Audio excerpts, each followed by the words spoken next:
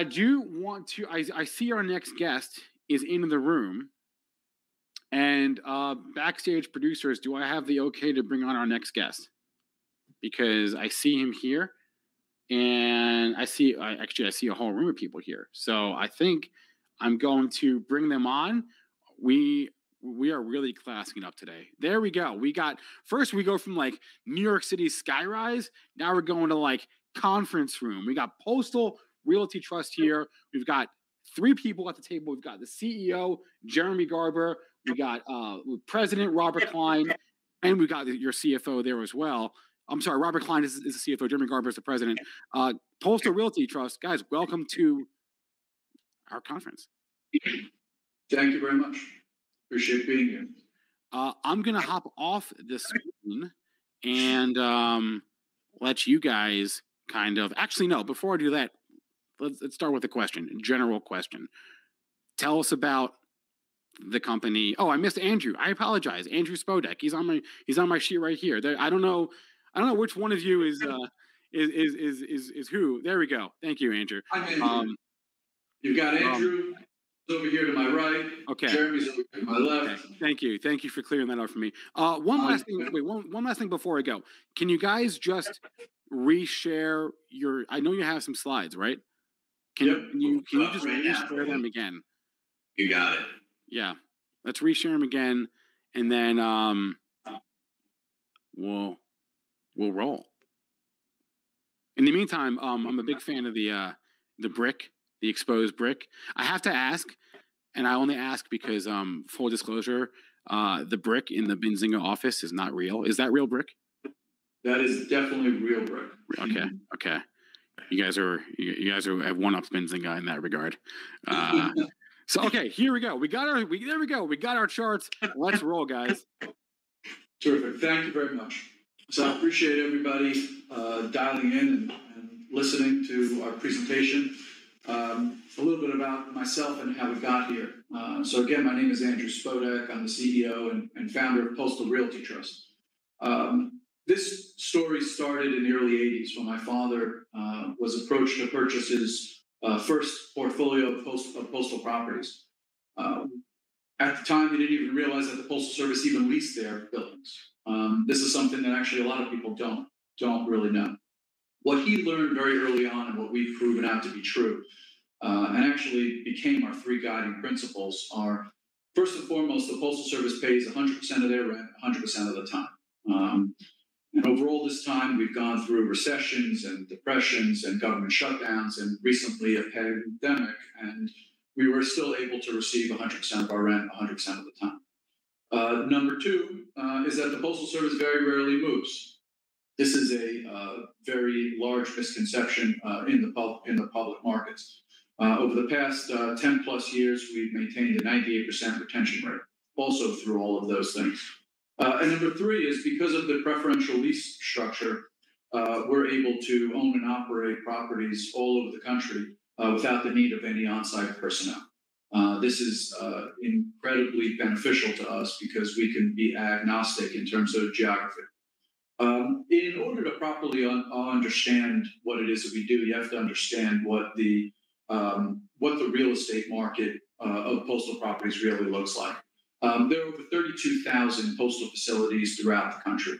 25,000 plus of those are leased by the Postal Service. The Postal Service pays over $1.4 billion in rent for those 25,000 facilities.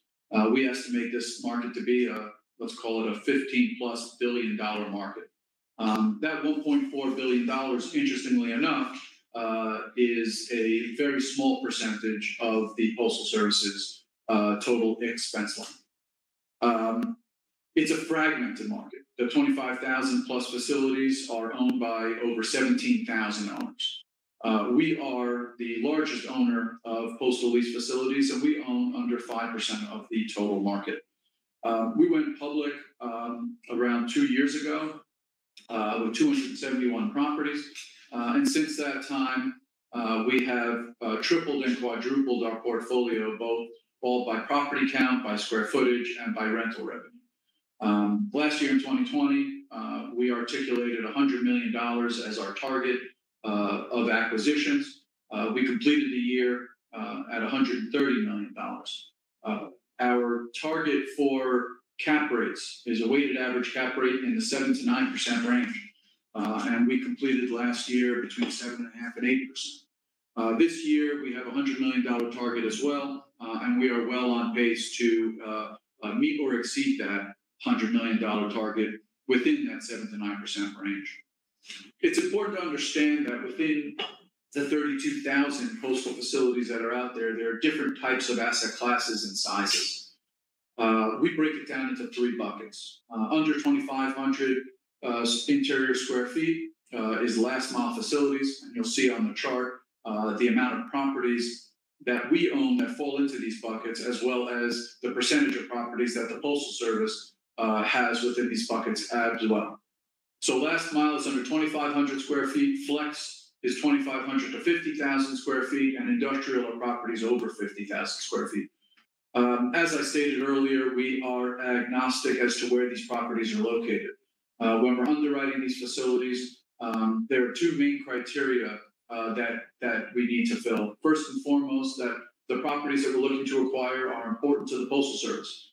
The Postal Service runs the largest and most intricate and important logistics network in this country, and one of the largest in the world. This is a network that is leveraged by every online retailer and every delivery supplier, whether it's FedEx or UPS or Amazon or Etsy or eBay. Everybody taps into this network in some way, shape, or form. And so every property that is important to the Postal Service and important to this logistics network, regardless of where it's located in the country and regardless of which bucket of property size that it falls into, is a property that we're looking to acquire. Second underwriting criteria would be the real estate value. We are attempting to purchase these properties at or below replacement costs, at or below what we believe the market to be in these particular areas. And thankfully, we've been able to accomplish this, acquiring a tremendous amount of property and square footage over the past 2 years, and really we've only gotten started. That should give you a brief overview of what we do and how we do it. I'm going to pass it over to Rob to give you a little bit of more color about our balance sheet. Thanks, Andrew. So I will go to the numbers slide here. So we keep a very conservative balance sheet. We like it to be easy to understand and easy to finance our acquisitions. So as you can see here, on a leverage basis, we try to target 2 different metrics. One is a net debt to enterprise value, which is really a market-based metric, and then the other one, a net debt to annualized adjusted EBITDA, which is an operating metric. We think both are important so that we can properly guide you to what our business looks like and where we're going forward. Our target for the net debt to enterprise value is generally under 40%, and we at the latest earnings have come out with 25.9%. Our net debt to adjusted annualized EBITDA, we try to keep that between 6 and 7 below, and right now we are at about 4.8 times. We generally have financed ourselves through a few different types of equity and debt. On the equity side, it has been operating partnership units, which are a tax-deferred structure that we have through our UPREIT. We also have used common equity offerings, and we have an at-the-market program where we can continually issue equity at current market prices.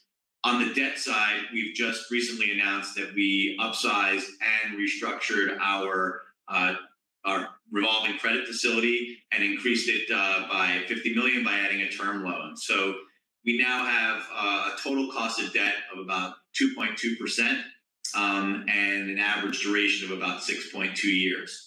So going forward, we plan to continue this simple to understand and conservative balance sheet, and we believe we have ample capital now to fuel our acquisition pipeline. Thanks, Rob. At this point, I think we can open the floor up for any questions that anybody joining us may have. Yeah. Hey, guys. I've got a few questions, and let me just start with. To be honest, prior to prepping for today, it hadn't ever occurred to me the thought of like investing in like postal real estate. Just the thought never even crossed my mind. That being said, can you give me an idea with like how fragmented exactly is the postal real estate market, like the post office market? Like I think of USPS, but that's all I really know about it. So like, give me some color there. So the color is relatively simple. The numbers speak for themselves, right? You have 25,000 plus facilities that are leased, and you have over 17,000 owners, which by nature tells you that the average owner owns somewhere between 1 and 2 buildings. Right? The larger owners within the space only account for a very small percentage overall of the overall market. You know, we're the largest owner in the space, and we only own less than 0.5% of the market, right? So under 5% of the market, excuse me. And so that shows you how fragmented the market is. I think probably it's helpful, just a little historical perspective will give you an understanding of why it's such a fragmented market. When the Postal Service started building out facilities across the country, they typically went to local towns and found local builders. And so these facilities ended up in the hands of local builders or local owners, and those families continued to hold these facilities through today. So that's why you have this really fragmented market. They didn't go out and find master builders, going out to big construction companies. They really went local, and that's why these assets still remain in local hands. So, as I said, prior to preparing for this, I really hadn't thought much about the postal real estate industry. So, like, who are you competing with? I imagine that you're not the only game in town. You're not the only REIT focused on postal real estate. But, like, are you the big fish? Are there other big fish? So we actually are the only REIT focused in this market. There are other owners. It really varies by deal size. Find on the smaller deals and the last mile facilities, we're normally competing against smaller owners. On the larger industrial facilities, you're normally competing against the larger players within that industry. But what we found and what we continue to find is that our experience and knowledge within this space really gives us a real advantage when underwriting and purchasing and closing these facilities. It's really been a terrific help for us. Let me get maybe to like the elephant in the room here, which is people hear Postal Service and they think, oh, the U.S. Postal Service? I mean, that's what you mean?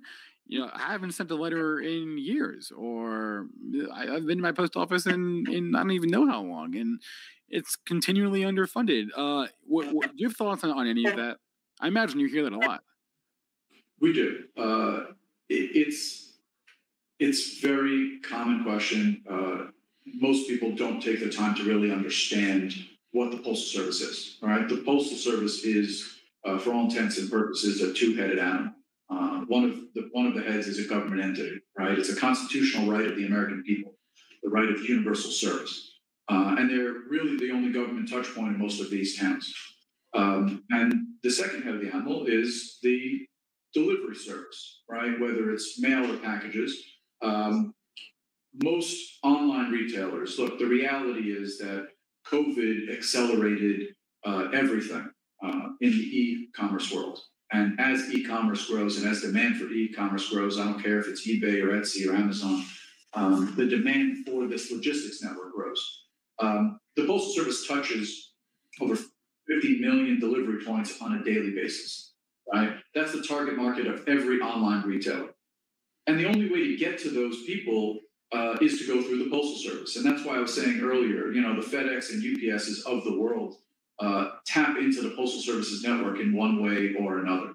The Postal Service is not like FedEx and UPS. It's not built to make a profit. Again, it's a government entity. It's really meant to break even and serve the American people. And that's what the Postal Service is really trying to do. And so while mail volume has dropped significantly and everybody recognizes it, package volume has increased by multiples that no one was ever expecting. And that's really the future of this business. And if you think about Congress and the president and the postmaster general, everybody is echoing what I'm saying and investing in American infrastructure, investing in the infrastructure that is the Postal Service's logistics network, all to serve the American people better.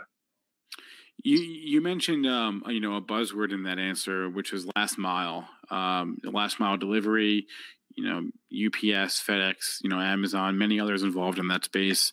I guess that this is sort of building on what you just said, but I guess you're saying that last mile is part of this. It seems like people think USPS, like you said, they think mail, they think physical letters and packages, and but it's more than that, right? Can you maybe break down I don't know how I would phrase this, but I guess the mix there. You've got last mile, you've got some sort of industrial aspects of this, I would imagine.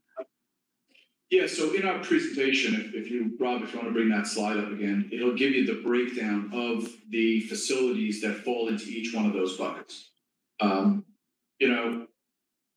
This logistics network and the last mile component of it specifically is really the competitive advantage of the Postal Service. It is where all of these online retailers, all of these delivery service providers tap into the Postal Service's network. It's the cheapest, easiest, most efficient way to get to a person is to give it to the person seeing them every day anyway, which is your local mailman, which is the Postal Service. And so this is how you get to every American on a regular basis. Yeah, I'm seeing those numbers on the screen there. So you are pretty correlated with the USPS, is what it seems like in terms of that mix. We are, and at times on a quarterly basis or an annual basis, those percentages may move, and as deal flow, increases or decreases in a particular area, right? Those numbers may adjust, but at some point, just by nature, they will be within some reason of what the Postal Service's network is, just not always at any given time.